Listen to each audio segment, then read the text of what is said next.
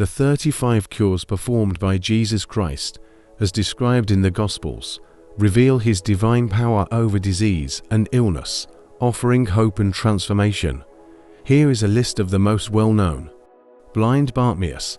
Bartimaeus, a blind beggar sitting by the roadside in Jericho, hears that Jesus is passing by and begins to cry out for mercy, calling Jesus the Son of David. The crowd tries to silence him, but he cries out even louder. Jesus calls him over and asks what he wants. Bartimaeus asks to regain his sight, and Jesus tells him his faith has healed him. Immediately, Bartimaeus can see and follows Jesus, glorifying God.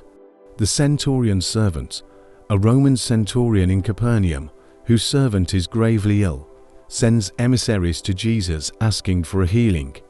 He shows great faith by saying he is not worthy for Jesus to enter his house, and that only a word from Jesus would be sufficient.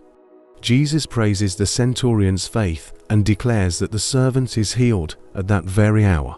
The woman with the flow of blood, a woman who has been suffering from hemorrhage for 12 years and has spent all her money on doctors without success, hears about Jesus and believes that touching the edge of his cloak will heal her. When she touches Jesus' garment, she feels in her body that she is healed. Jesus perceives the touch of faith and asks who touched him. The woman, trembling, reveals herself, and Jesus commends her faith, saying she is healed. Jairus' daughter, Jairus, a synagogue leader, approaches Jesus because his daughter is dying. As Jesus is on his way, a woman with a bleeding issue delays him. While Jesus is speaking with this woman, messengers arrive with news that Jairus' daughter has died. Jesus tells Jairus not to fear but to believe.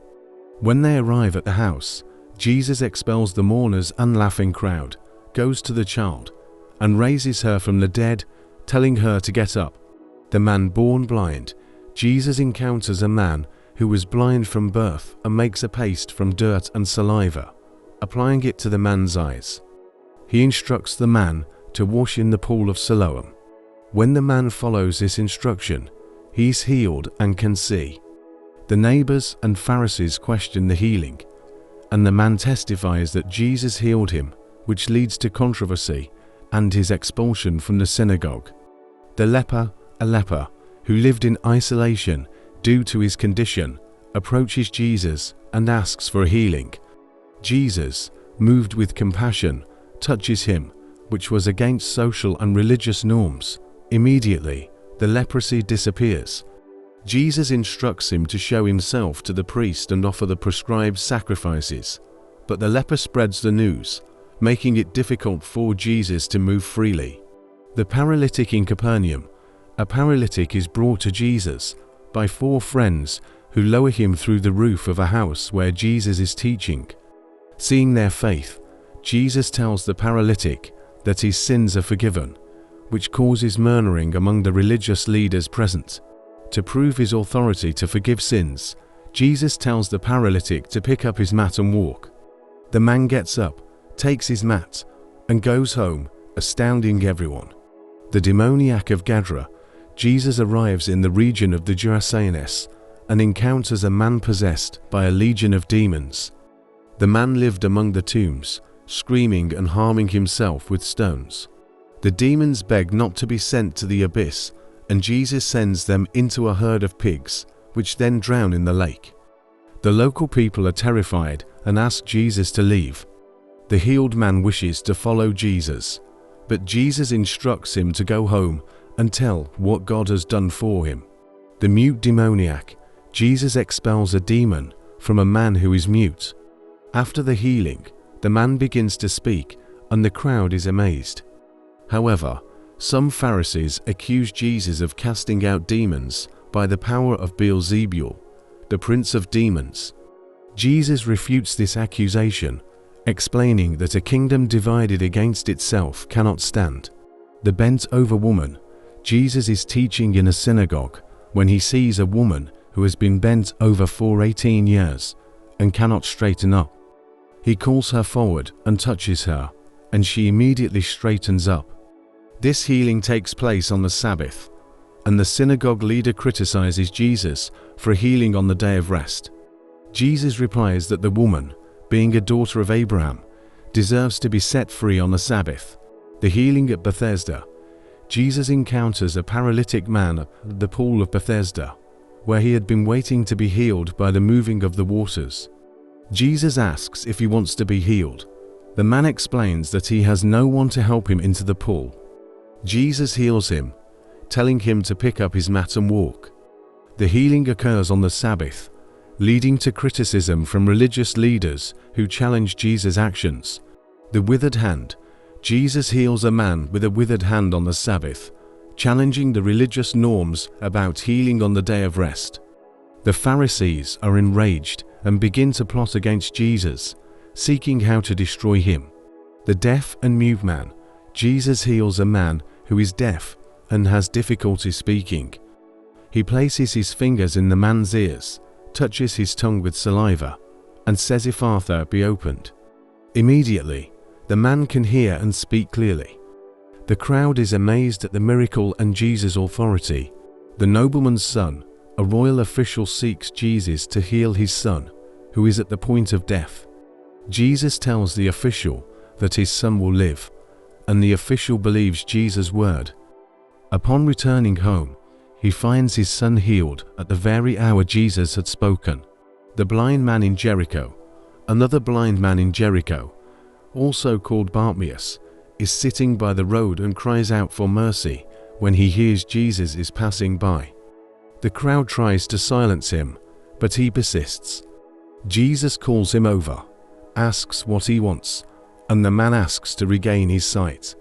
Jesus heals him, and he begins to see and follow Jesus, praising God. Peter's mother-in-law. Jesus visits Peter's house and finds his mother-in-law with a high fever. Jesus touches her, and the fever leaves her.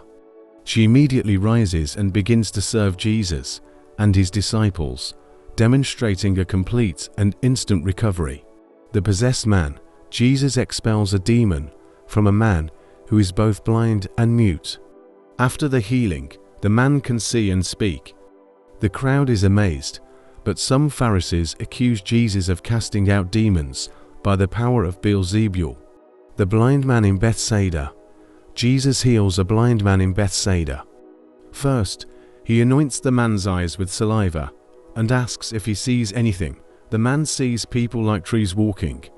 Jesus touches his eyes again, and the man sees clearly, indicating a gradual process followed by complete restoration. The mute demoniac. Another account of Jesus healing a man possessed by a demon who is mute.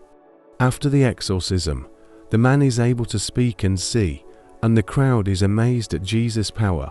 The demoniac in the temple.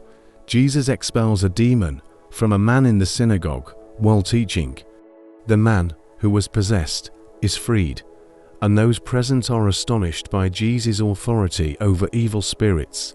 The Canaanite woman's daughter. Jesus heals the daughter of a Canaanite woman who is possessed by a demon. Despite an initial reluctance, Jesus commends the woman's faith and delivers her daughter from the demon. The demoniac in Capernaum. Jesus expels a demon from a man in the synagogue in Capernaum, demonstrating his authority over evil spirits and leaving the people amazed. The withered hand. Jesus heals a man with a withered hand on the Sabbath, confronting the religious leaders who criticize him for working on the day of rest. The healing of the woman with an issue of blood. A woman who has been suffering from a bleeding condition for 12 years believes that touching Jesus' garments will heal her. When she touches the hem of his robe, she is instantly healed.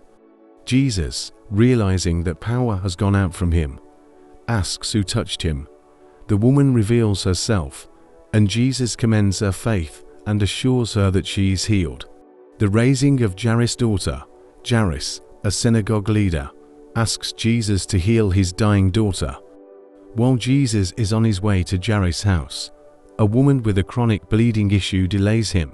Upon arriving, Jesus learns that the girl has died, but he reassures Jairus to have faith. Jesus goes to the girl's room, takes her hand, and says, "Talitha kumi, little girl, I say to you, arise, and she is restored to life.